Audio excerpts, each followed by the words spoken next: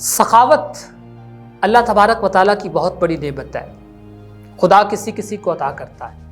نبی اکرم صلی اللہ علیہ وآلہ وسلم کا فرمان ہے کہ روز محشر جب آسمان آگ برسا رہا ہوگا، لوگوں کے پیچھے آگ پڑی ہوگی، لوگوں کو افراتفری کا عالم ہوگا، ہر کوئی اپنے بارے میں سوچ رہا ہوگا، وہاں پر کچھ لوگ ایسے ہوں گے جو قادر مطلق کی پروردگار کی رحمت کے سائے میں ہوں گے۔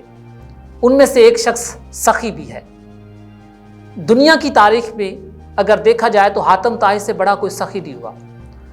ایک مرتبہ حاتم طائی سے کس نے سوال کیا تھا کہ کیا تم نے کبھی اپنے سے بڑا کوئی سخی دیکھا ہے؟ تو حاتم طائی نے کہا ہاں، میں ایک ایسے سخی کو جانتا ہوں جو مجھ سے بھی بہت بڑا سخی ہے۔ تو لوگوں نے پوچھا کہ تم نے کہاں دیکھا، کیسا شخص تھا وہ؟ تو حاتم طائی نے بتایا کہ ایک مرتبہ میرا ایک علاقے سے گزر ہوا، رات نے اپنی زلفیں پھیلا دی، اندھیرا چھا رہا تھا، میرے پاس رہنے کو جگہ نہیں تھی، مجھے ایک اجنبی شخص ملا، میں نے اس سے پوچھا کہ مجھے ایک رات رکنا ہے، اسٹے کرنا ہے، کیا تم میری مدد کر سکتے ہو؟ اس نے کہا کیوں نہیں، تم اللہ کے مہمان ہو تو میرے گھر رک سکتے ہو۔ رات کو جب اس کے کھانے پیش کرنے کا وقت آیا تو اس نے حاتم طائی کے سامنے مختلف قسم کی ڈشز رکھ دیں۔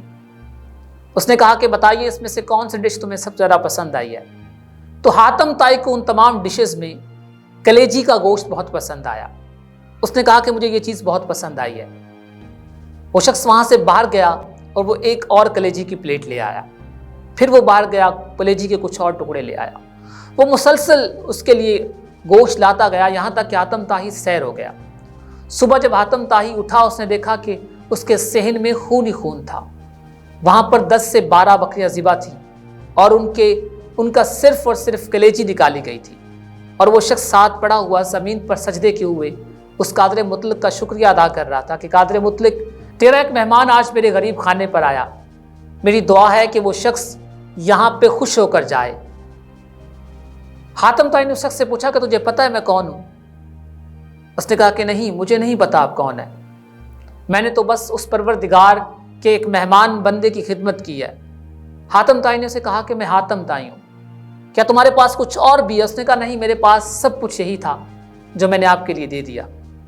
حاتم طائی نے اس شخص کو 2000 بکریاں دیں اور کہا کہ یہ میری طرف سے چھوٹا سا تحفہ ہے، اسے قبول کیجئے۔ تو سوال کرنے والے نے کہا کہ حاتم طائی بڑے سخی تو تم ہوئے نا، تم نے اس کو 2000 بکریاں دیں۔ تو حاتم طائی نے کہا نہیں، میں نے اپنی بہت ساری دولت میں سے اسے بہت تھوڑا حصہ عطا کیا، اور اس نے اپنی ساری دولت ایک اجنبی شخص کے لیے قربان کر دی۔ تو آپ کے بڑے ہونے کے لیے، آپ کے مقام ہونے کے لیے، یقین جانے اچھے وقت کے لیے، کسی کی مدد کرنے کے لیے اچھے وقت کا انتظار مت کیجیے۔ ہو سکتا ہے جب آپ پر اچھا وقت ہو تو وہ شخص اس دنیا میں موجود ہی نہ ہو۔